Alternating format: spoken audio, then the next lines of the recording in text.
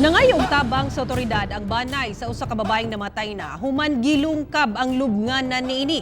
Ato ibalik si Cyril Chavez.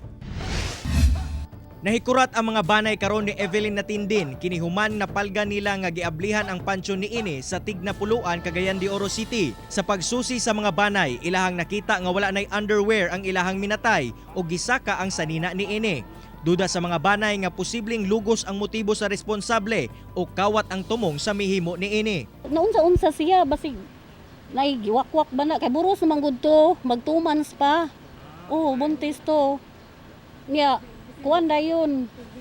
Amo man to gipasiparit ang pitos dito sa iyantiyan. Sumala pa sa kapulisan sa Lumbia, padayon pa nilang ginaimbestigahan ang panghitabo.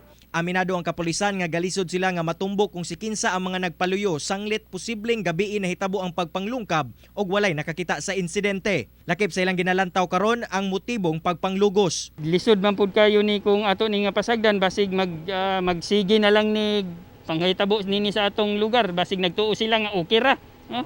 Dili na okay kay pwede nato ni sila pasakaan kining og kaso. Nagbahad ang otoridad ngadto sa mga responsable sa krimen tungod dili tiaw ang ilahang gihimo nga kalapasan. Kauban si James Yap sa kamera. Ako si Cyril Chavez para sa One Mindanao.